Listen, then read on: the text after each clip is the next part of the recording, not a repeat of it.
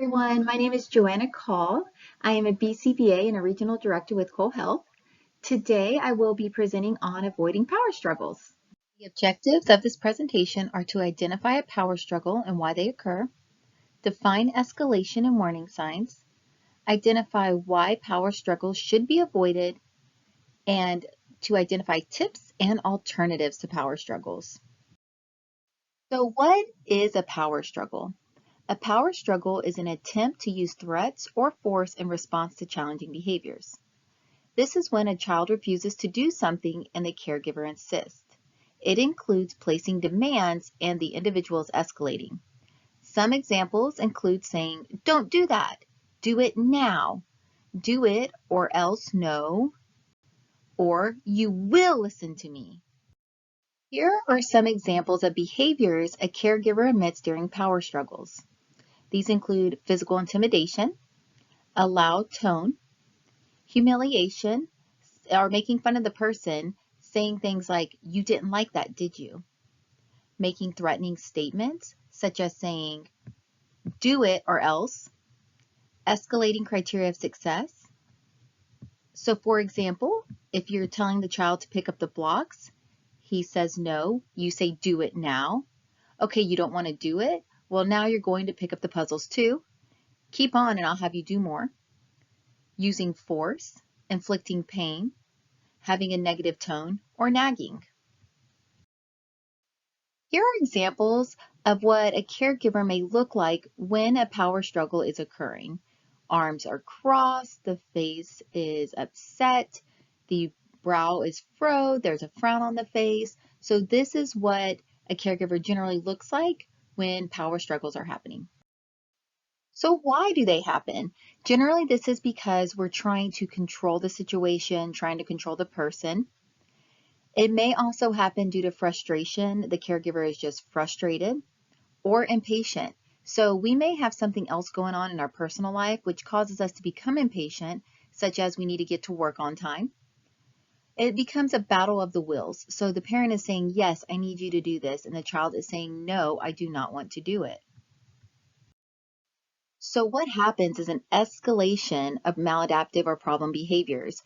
These generally happen in observable steps. The child may start whining and crying, then you will see louder behaviors, you may see aggression, tantruming, and it seems as the power struggle goes on, escalation grows. At how each person feels during a power struggle. So the caregiver or the helper generally is engaging in this power struggle and kind of leading it and trying to control the situation. So their body language starts to change, as you saw in the previous pictures. They're actually starting to overreact. We noticed later that we really overreacted to the situation and we behaved in a way we really aren't proud of. It may also be our own issues getting in the way. So the child or individual does not understand that we need to hurry so we can get to work on time. So we're pushing and pushing for them to do what we need them to do. Now the person or the child is feeling like they're not being heard. They feel threatened. Somebody larger than me is yelling at me and trying to force me or make me do something. So there's a loss of power or control. So let's talk more about that escalating person. You will see the change in their mood. The level of anxiety starts to increase and there's changes in that baseline behavior, and you may call it acting out. They start becoming more upset. What they are saying and how they're saying it really changes. The goal would be to de-escalate the situation. And again, this may need to happen in small observable steps, and we're going to have to work with the individual to help them be successful. We cannot expect a very irritated or frustrated person to become calm very quickly. We have to help them get there. We will need to look at the A's of de-escalation. So awareness and assessment, really know yourself and what your hot buttons are.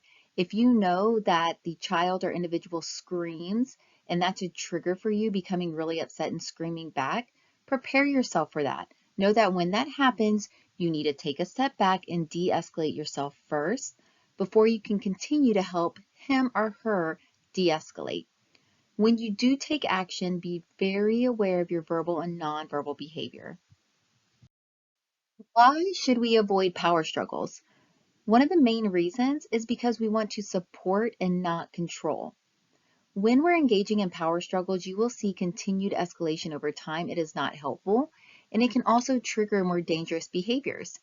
It can ruin that rapport. So if we see these power struggles every morning to get out the door, it's constantly creating damage on that rapport with that individual. It does not promote dignity. It actually delays the task. So going back to the example of putting shoes on to get out the door in the morning, if we're engaging in a power struggle, the child is not putting on their shoes, so we're delaying that task. And the more desperate the adult comes, the more resistant the child becomes.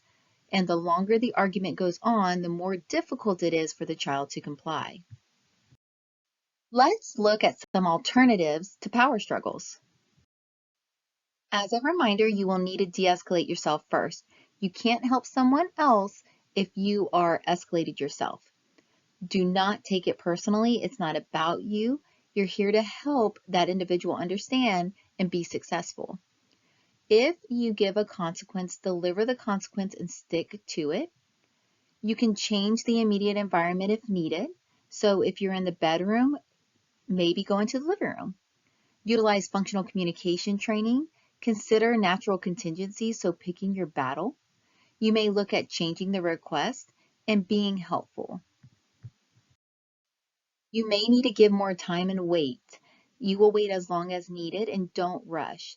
If the person is really upset, it takes them a little bit more time to process the situation and reason.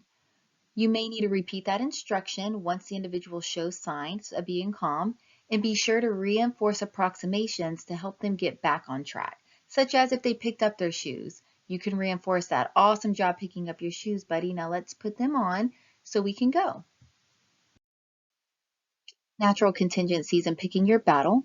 Just think, as long as the task is getting done, does it really matter? So if you have a child who likes to wear a jacket, let's say we are in Texas, a few days it is 40 degrees outside, and then the next thing you know, it's 80 degrees. The child may want to wear their jacket. They do not understand it's no longer cold outside. Is it really a problem if you just let her wear the jacket outside? And once she's out there, she realizes it's hot, I'm starting to sweat, I'll take the jacket off. That may make more sense and be easier to get out of the house rather than engaging with a power struggle about not wearing the jacket. As another example, if we want the child to throw something away, if the child starts crawling to throw it away, we have a decision to make. Do we need to say stand up and walk to the trash can? Or does it really matter? Can we just let him do it? It does take more effort. He's not going to crawl to the trash can every single time to throw it away. So we really need to pick our battles. You can also change the request you're making. So sometimes the instruction is actually more aversive than the actual task.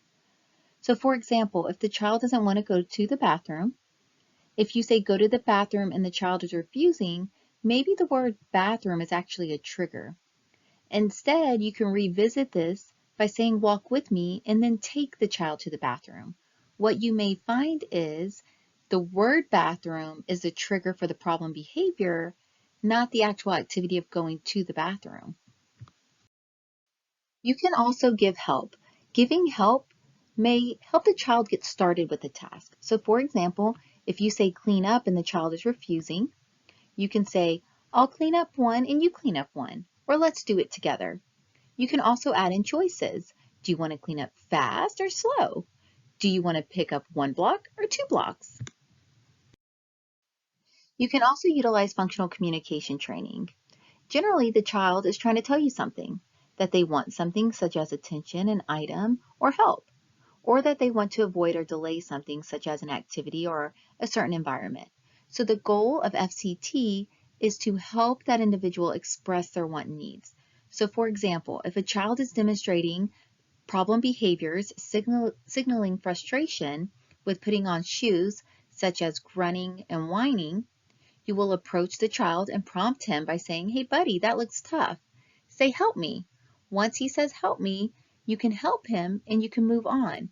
So there you're teaching him a skill to be able to say help me in the future. FCT must be completed early on in the escalation process. So as in my last example, this is completed when he is engaging in behaviors signaling frustration, such as grunting and whining. Once we see more severe behaviors, such as throwing or engaging in tantrums, we don't want to reinforce those behaviors. So we want to avoid giving the child what he or she wants after those behaviors are seen. You can also utilize differential reinforcement. Differential reinforcement is where you're going to ignore the maladaptive behavior and reinforce an alternate behavior. You want the alternate behavior to be incompatible with the maladaptive behavior. Two behaviors are incompatible when the child cannot do both at the same time. You also want the alternate behavior to be high probability, something they can do right now and is super easy for them to do. So for example, if your child is screaming and yelling, you may ask them to take a drink of water. That is a high probability behavior. They know how to do it. It's also incompatible with yelling. They can't yell and drink at the same time. It's also not a highly reinforcing behavior. You can also use structure to your advantage by asking, what do you want, to find their motivation, using first and then reinforcing the response. So if the child's upset because they want to go outside, but they won't put on their shoes, you may say, first put on your shoes and then we can go outside. Remember, you may need to prompt these skills. You may need to use functional communication training so that the child is telling you and we're teaching them how to tell us what they need and want. So let's look at some real life examples. I use my own daughter for these examples because I want these to be real life examples of how a power struggle is addressed with a small child. During this first video, you're going to see what not to do. And you're going to notice a few things, such as her mood changing, anxiety increasing. You'll really see that she doesn't feel heard and it's very frustrating for her. So to set up the scenario a bit, my daughter is 2, she's almost 3. We are in the final stages of potty training at this point, where she still wears a pull-up at night. She loves wearing the pull-up because she's able to use the pull-up. She doesn't have to go to the bathroom to go potty. When she first wakes up in the morning, we do have to take her to the bathroom, so we have to take her potty, and this has led to her not wanting to get out of bed in the morning, and it has set up a scenario for a power struggle. So in the video, I'm going to demonstrate what not to do. I'm going to continue to present the instruction with no flexibility. I'm going to appear like I'm in a rush, and you will see very quickly this is not going to be going in the direction we would like for it to go. Mommy, go pee a bed. Okay, you can go to the bathroom? Go to the bathroom. Okay, let's go potty. No, I told me. Let's go potty. No, I told me. Kinsey, we need to go potty. Now, video 2 is more of a perfect world type of situation. You'll notice how I give choices, I change the demand, I follow her lead, and you see she responds a lot better to this without getting as frustrated. Okay, hey, what do you want to do? I want to get it off. You want to get it off? Okay, well, come with me. I want to get it off. Okay, we can take it off. Come with me. Good job. Mommy,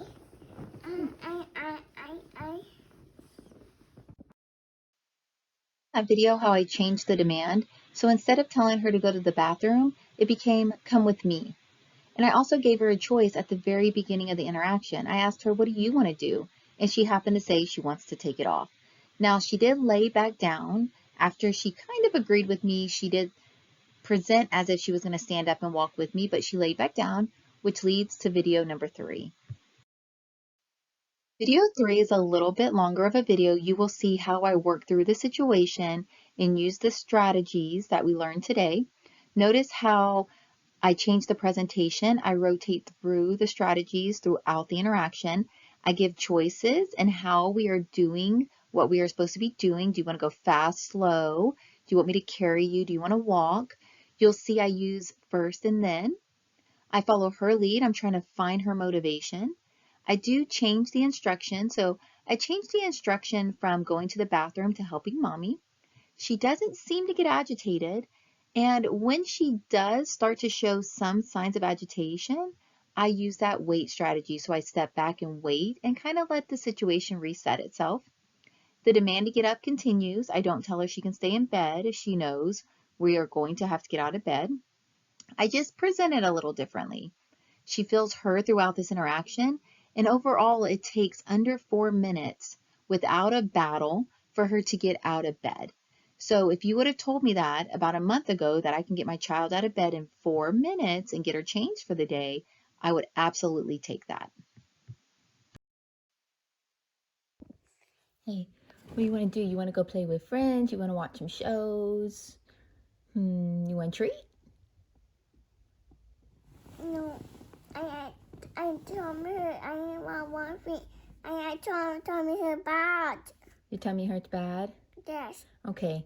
Hey, well, if your tummy hurts bad, we got to go change you. Do you want to walk or you want mommy carry you? And You want mommy to carry you? I give you all the huggies. Mommy. You want to walk or you want mommy to carry you? My dad doesn't know that. Okay, come on. Mommy will carry you. We go really fast or you want to go slow? So. Okay, let's go really slow. Come on. Mommy, and I told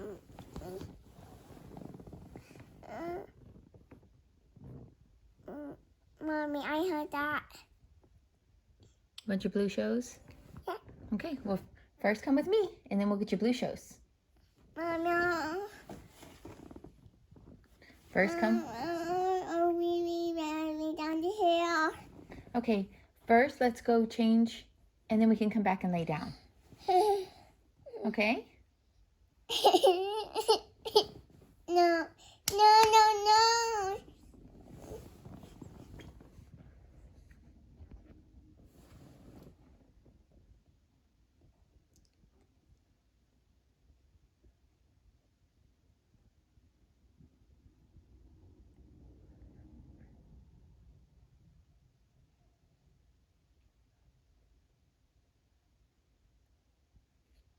What do you want to do?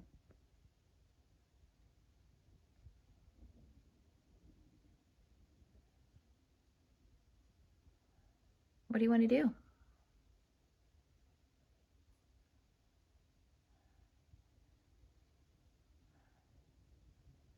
Do you want to watch your shows? You want to go see Ava? No. Want to play with your baby doll? Yes. You do? Ava washes the morning. Okay. And then we say her friend. Okay. Well, can you come help mommy? Yeah? Can you come help mommy? And then we can go play with your baby doll?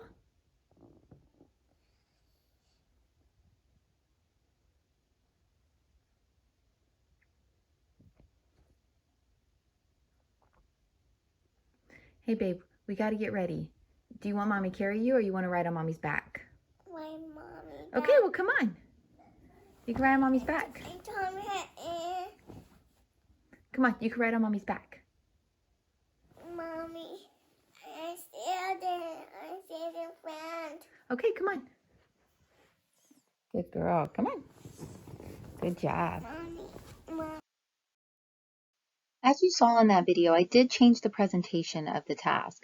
I ended up saying, come with me, you want to help mommy. I did wait when she got a little agitated, started clapping her hands saying no.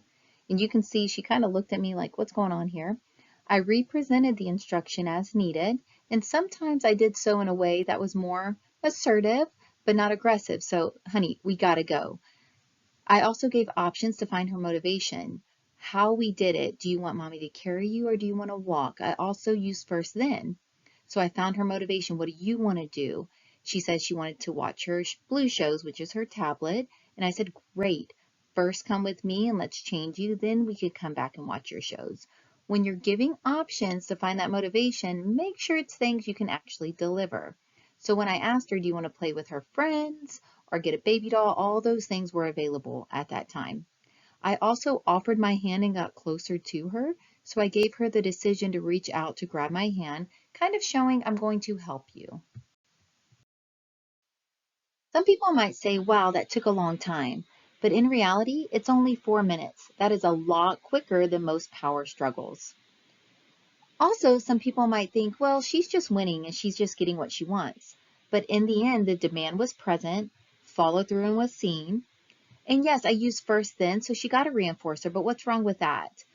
Remember that nobody wins with the alternative, a power struggle. Some people may also say, well, now she's always going to expect something. Well, if we see follow through, then she can have it. It's not really a big deal. We're also concerned about something that hasn't even happened yet. It's not even a problem yet. And in the end, I'm trying to support her, not control the situation. I can always fade it over time. And if she does need something in the morning to get her going, I'm okay with that. As a reminder, always communicate respect, always promote dignity.